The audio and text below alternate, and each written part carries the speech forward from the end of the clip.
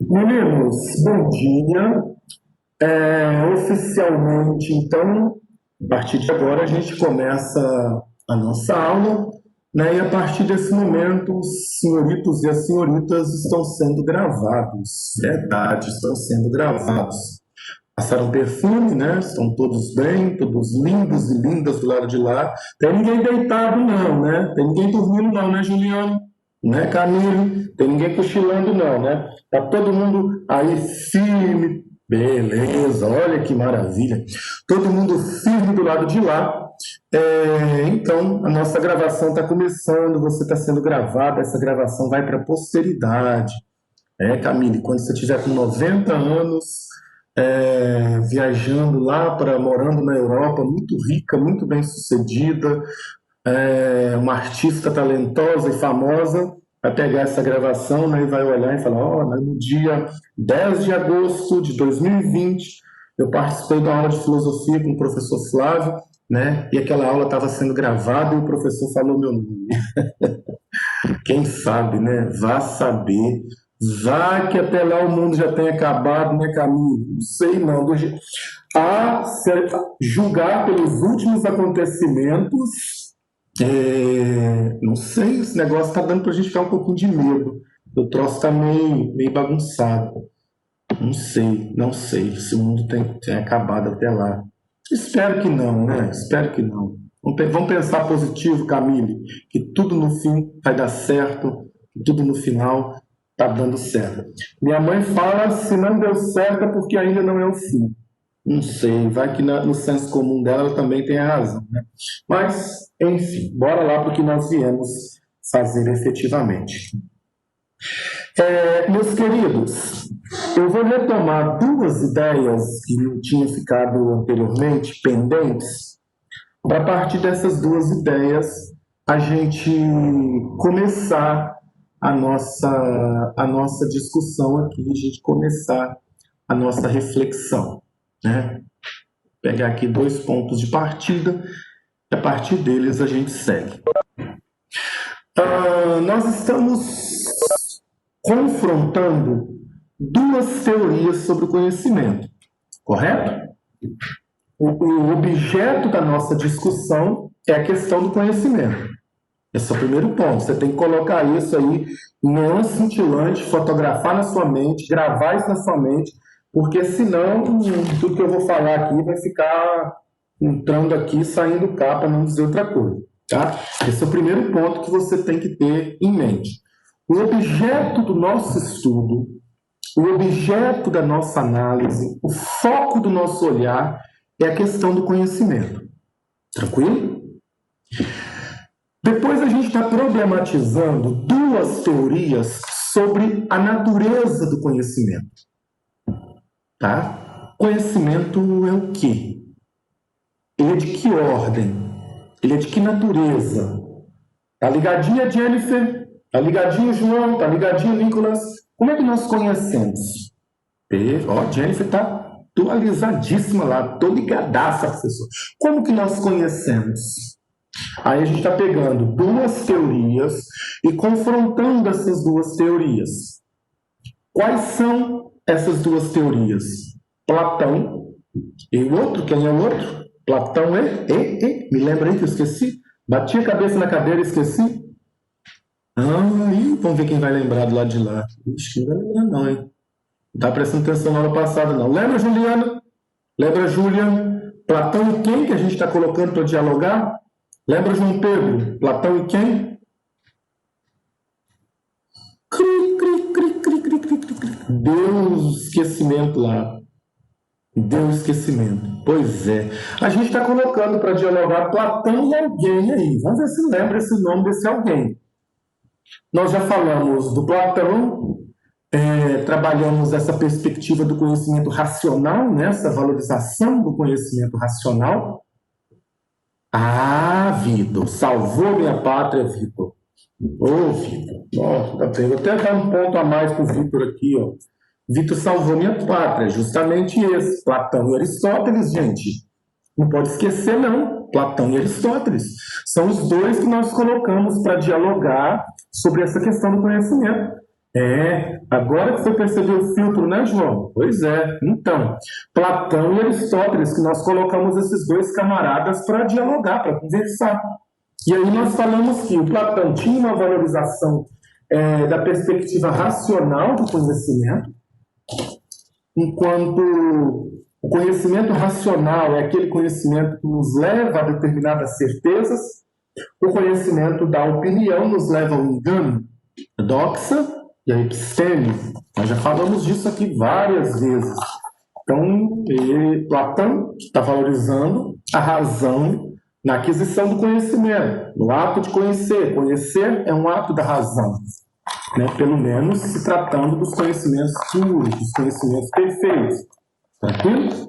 E o nosso digníssimo Aristóteles, conforme o jovem Vitor sinalizou ali para mim, o nosso digníssimo Aristóteles ele está numa pegada um pouco diferente. Aristóteles ele não desprezou o papel da opinião, né, das sensações na produção de conhecimento. Ele vai dizer que o conhecimento também é produto das formas sensíveis. O conhecimento também é resultado das formas sensíveis, né? Daí, a filosofia aristotélica, no sentido que a gente está tentando avaliar, ela parte do pressuposto de que é possível, olha o que eu estou falando, a partir dessas formas sensíveis dos objetos concretos, a gente produzir conhecimento. O conhecimento também é produto da sensibilidade. Diferentemente de Platão, né, que estava dizendo, que estava apontando que a razão produz conhecimento, as sensações não. As sensações produzem simulacros. Aristóteles está negando, está numa negativa dessa perspectiva platônica, dizendo que as sensações também produzem conhecimento. Tá? Meninos, eu estou insistindo nessa chave de leitura porque ela é muito importante.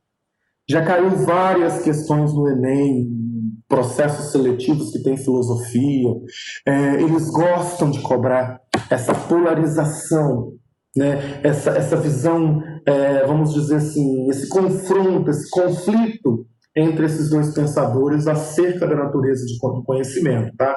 Isso é uma temática muito cobrada, então é importante que vocês tenham isso bem visível, bem nítido, vocês se apropriem disso como chave de leitura para a gente entender Platão ou Aristóteles. Tá? Isso é uma chave de leitura importante. Fechou? E aí nós tínhamos avançado um pouquinho partindo da seguinte prerrogativa. Olha, se as sensações produzem conhecimento, se o conhecimento é resultado também das sensações, como é que nós adquirimos o conhecimento? Como é que nós chegamos a ele? Como é que nós adquirimos conhecimento? Aristóteles propõe 3 possibilidades que, juntas, articuladas, geram no homem o conhecimento. Alguém sabe quais são? A fantasia, né? Qual outro? A memória e a experiência. Né? Esses três aspectos da sensibilidade, na visão de Aristóteles, elas produzem conhecimento. Desse modo, você poderia estar pensando assim, e o conhecimento inteligível? Onde ele entra? Onde ele fica? Aristóteles estaria negando o conhecimento inteligível? Não. Muito pelo contrário. Ele está dizendo que a experiência é a base para chegar ao conhecimento inteligível. Percebe que ele muda a perspectiva? Né? Enquanto Platão sai do conhecimento inteligível, vai fazer esse movimento de descida, dizendo assim, olha, o conhecimento inteligível ele é mais importante. Em Aristóteles a gente já tem um processo inverso. Né? A gente tem uma perspectiva meio invertida. A experiência ela é uma espécie de base, é uma espécie de caminho, ela é uma espécie de ferramenta para a gente chegar ao conhecimento inteligível. É a partir da experiência que nós chegamos ao conhecimento inteligível. E aí entra um fator importantíssimo, que é o que a gente vai abordar hoje, mais especificamente, que é o que a gente vai debruçar sobre ele com um detalhe maior. O papel do intelecto na produção de conhecimento, tá? É isso que a gente vai pensar a partir daqui. Aristóteles, ele considerava que para apreender as formas sensíveis, o intelecto ele funcionava mais ou menos de duas maneiras. O que ele chamou de intelecto potencial e o que ele chamou de intelecto atual, né? Para a gente entender basicamente o que se trata dessas duas formas de pensar o intelecto, de compreender o intelecto, a gente tem que voltar numa teoria do Aristóteles bastante interessante, que é a ideia do ato e potência, que é onde está o slide que eu estou projetando aqui, que a gente vai discutir a partir de então. Ato e potência são duas formas, né, dois entendimentos que o Aristóteles fez no sentido de lidar com a questão do conhecimento. O ato, entendido como a existência concreta de alguma coisa, tá? E a potência, entendida como aquilo que aquela coisa pode se transformar. Parece meio complicadinho, mas não é. Vamos pensar assim. Aqui nas minhas mãos eu tenho uma apostila de filosofia.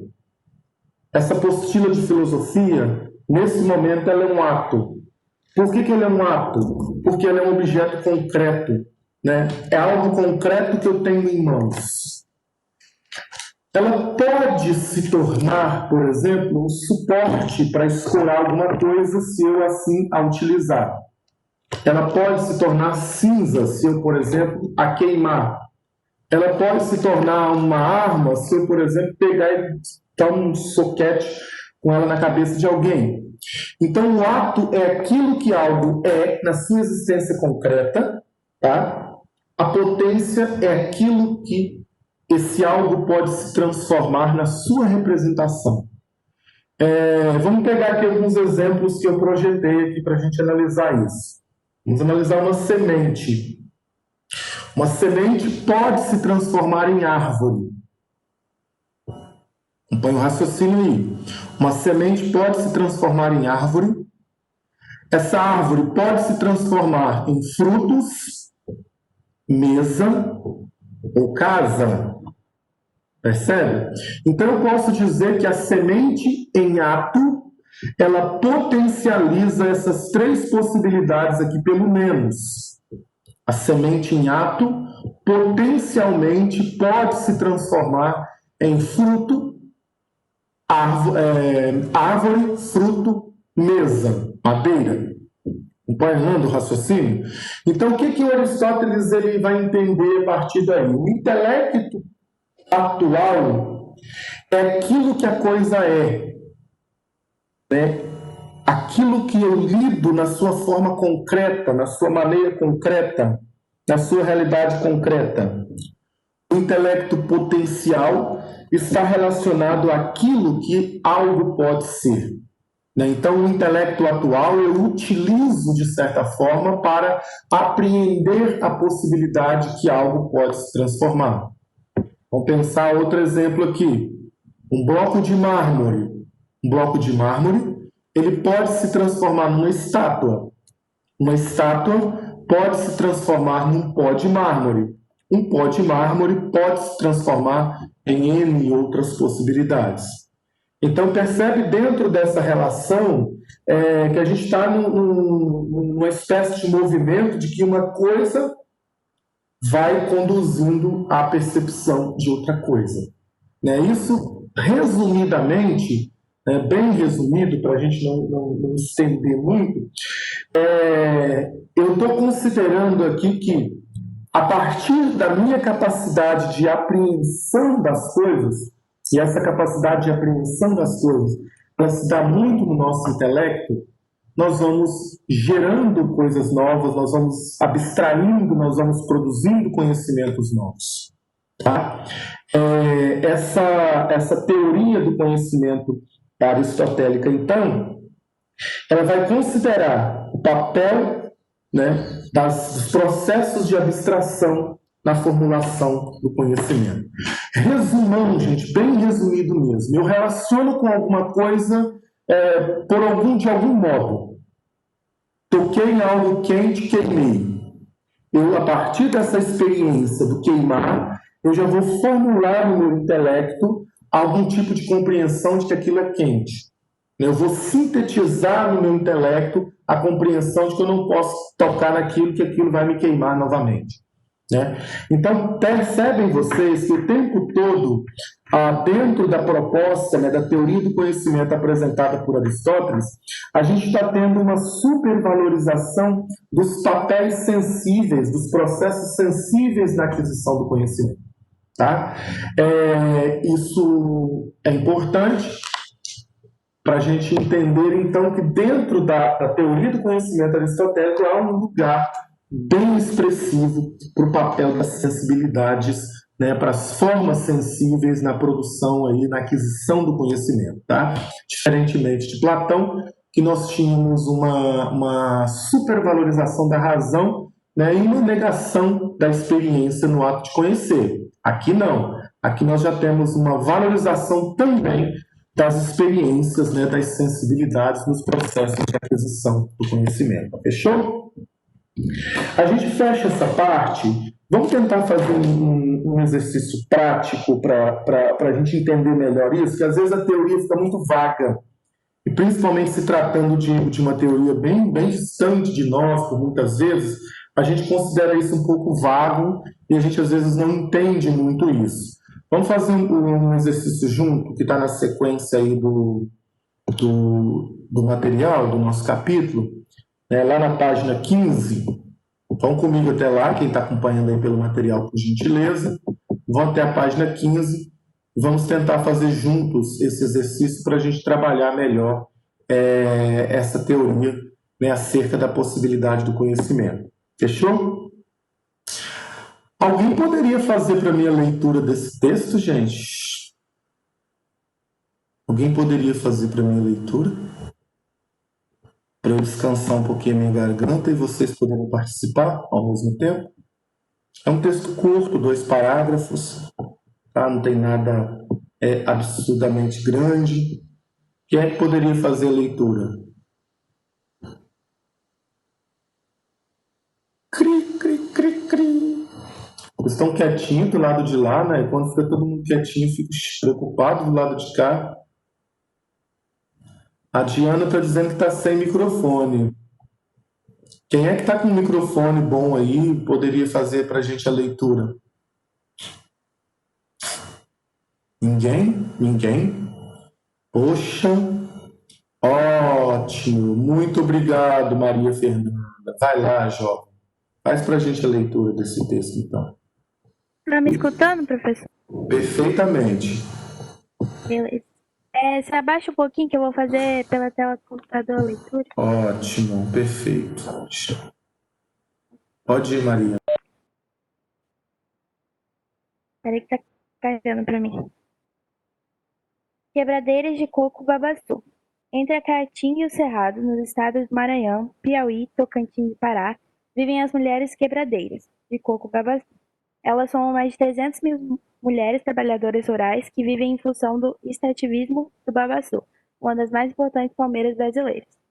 Contra uma vida de segregação, as quebradeiras iniciaram seu processo de luta, denominada por elas de Babaçu Livre. O nome advém da batalha contra os pecuaristas, que construíram cercas em torno das áreas de incidência da palmeira, impedindo, dessa forma, a coleta do coco. Como forma de impedir a livre circulação das quebradeiras em suas terras, muitos criadores de gado, além do cercamento, transformaram babaçuais em áreas em pasto. Numa atitude criminosa contra o meio ambiente e a cultura das populações tradicionais. Perfeito, obrigado, Maria, tá, pela gentileza na leitura do texto. Vamos tentar analisar juntos esse texto e aplicando as teorias aí de Platão e Aristóteles, né, para a gente tentar um entendimento desse texto. Aqui está falando de duas realidades distintas. A primeira realidade é o ato de quebrar o coco babaçu como forma de subsistência, né? Um grupo de mulheres retiram desse ato a sua subsistência, ou seja, elas vivem disso. Poderia ser um exemplo aqui também, né, de catadores de material reciclado. Vamos pensar assim, né? Um grupo de pessoas que coletam material reciclável e tira desse material reciclável a sua renda, né? Vou pegar essas duas imagens para a gente fazer a análise desse texto. Do lado de lá, do texto da apostila, as quebradeiras do coco babaçu. Do lado de cá, no exemplo que eu estou tentando criar, catadores de material reciclável. O ato de catar o material reciclável ou de quebrar o coco babaçu como forma de subsistência, ele está em que nível de conhecimento? Vamos pensar assim, está em que nível de conhecimento? Está analisando comigo. Depois o texto faz um segundo movimento, que é o da organização dessas trabalhadoras numa espécie de grupo, numa espécie até de sindicato, de associação, para que o trabalho delas pudesse ter um respaldo maior. Então elas se organizam e criam um movimento Babaçu Livre, que é um movimento de luta, que é uma forma de lutar, né, contra o desmando de fazendeiros ou desses grandes proprietários, para que elas possam continuar retirando o seu sustento de trabalho, né, o sustento do seu trabalho a partir do coco. No exemplo de cá que eu criei, vamos pensar que esses catadores também organizam uma espécie de cooperativa para poder vender, né, o material coletado e assim adquirir uma renda fixa ao final do mês. Então a gente tem dois movimentos aí: o trabalho em si realizado, né, e a organização desse trabalho em forma de uma espécie de cooperativa, de movimento, de ONG, que defenda os direitos dessas ou desses trabalhadores. Tá? Esses são os dois movimentos que o texto faz. Agora, tem três perguntas a partir desse texto e a partir do encaminhamento que eu trouxe para vocês. Eu gostaria que vocês me ajudassem aí a responder essas perguntas, né? Podem ser ou por microfone ou no chat mesmo. Gostaria que vocês ajudassem a fazer a análise dessas três questões que estão colocadas. Letra A. Letra A. Tá difícil aqui hoje, o troço está pulando. Letra A.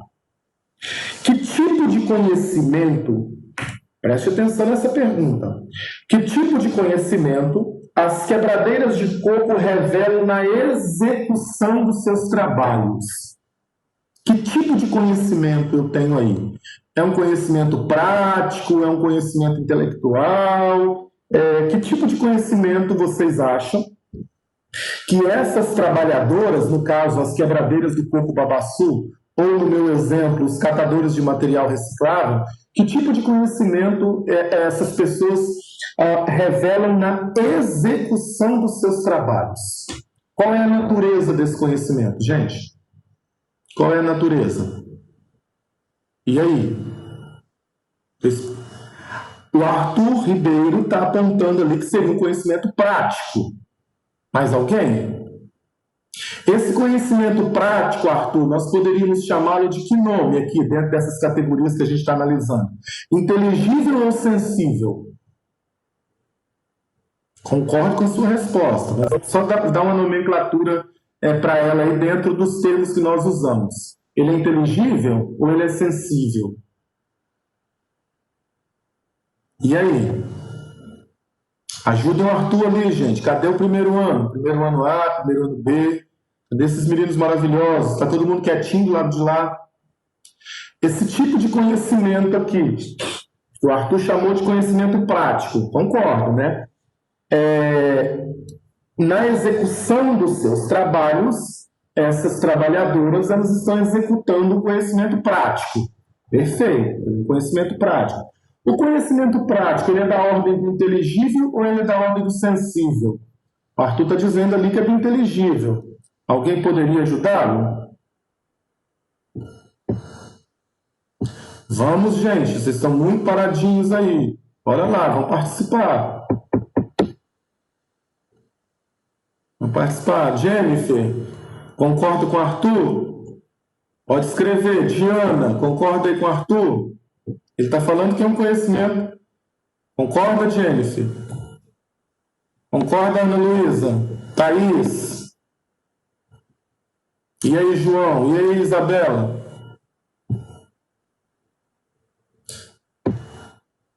Ninguém? O João está dizendo que é sensível. O Pedro está dizendo aí que é um conhecimento sensível. Seria uma prática mesmo, sem um estudo. Isso, um conhecimento prático mesmo, sem nenhum tipo de estudo, sem nenhum tipo de avaliação. Né? Quando a gente fala, Arthur, que esse conhecimento é um conhecimento prático, você mesmo na resposta já diz isso, ele é um conhecimento advindo da sensibilidade. Por que ele é um conhecimento advindo da sensibilidade? Você mesmo respondeu. Não precisa de nenhum estudo para você quebrar coco. Né? Precisa de nenhum estudo. Não precisa de nenhum elemento da ordem do inteligível, né, para você quebrar coco. É só você pegar a marreta, pegar a ferramenta lá, catar o coco, quebrar o coco. Tá? Então é um conhecimento prático. E por ser um conhecimento prático, ele é da ordem do sensível. Por que ele é da ordem do sensível? Você mesmo já deu a resposta. Né? Ele não precisa de nenhum esforço intelectual para isso. Tá? Muito pelo contrário. Não gasta esforço intelectual, apenas prática, apenas habilidade, né, do cotidiano, do dia a dia. Fechou? Segunda pergunta. Com relação ao movimento Babassu Livre, olha como é que a pergunta já faz uma outra discussão. Acerca do movimento Babassu Livre. Esse movimento Babassu Livre ele está ligado a que tipo de conhecimento? Ele é prático, sensível, ou ele é um conhecimento mais intelectual? Ou ele é um conhecimento da ordem do inteligível? De um caráter mais racional. E aí, como é que vocês responderiam a essa questão?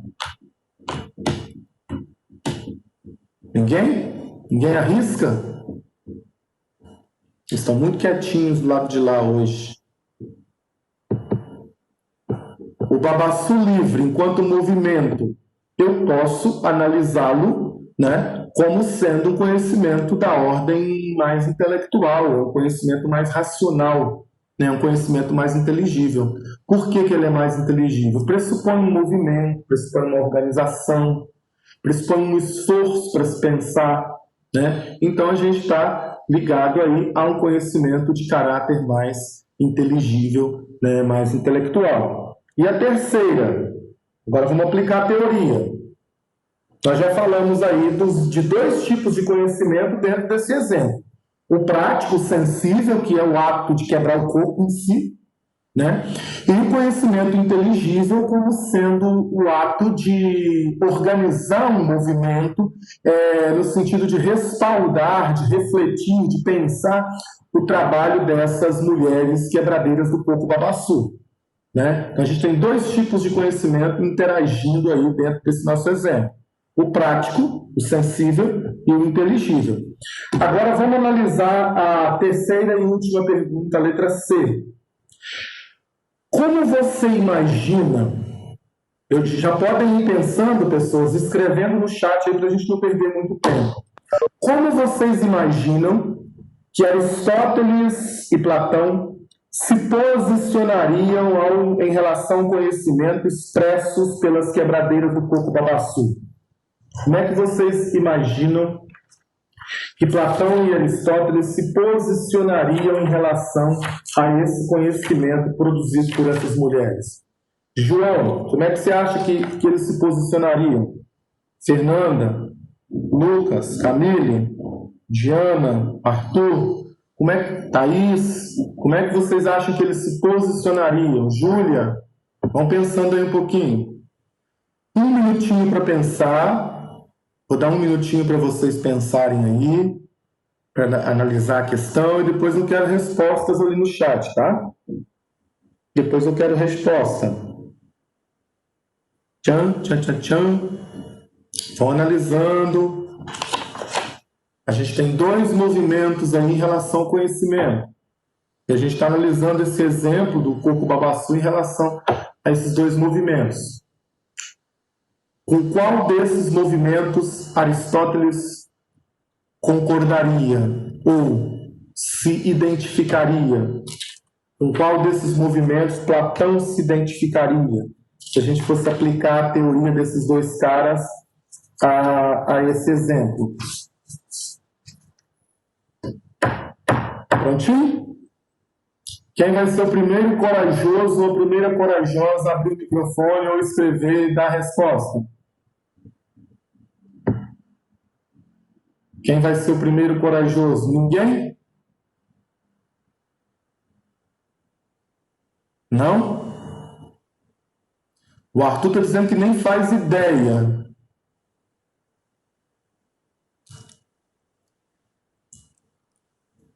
Thaís também está dizendo que não faz ideia. Vamos analisar o texto, gente. Vamos analisar os textos. E os encaminhamentos foram dados.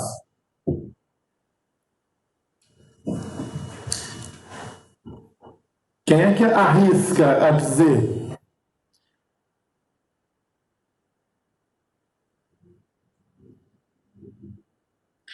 Ninguém arrisca a dizer? Não? Bora lá. Já que vocês não querem dizer, o tempo está indo embora. Mostrar as perguntas? Vamos lá. Cadê? Foi. Tá aí. Essas duas primeiras nós já analisamos. A gente está concentrado, tentando analisar a letra C. Como você imagina que Platão e Aristóteles se posicionariam em relação aos conhecimentos expressos pelas quebradeiras de coco babaçu? Platão valorizaria o conhecimento delas? Aristóteles valorizaria esses conhecimentos? E aí? Nada?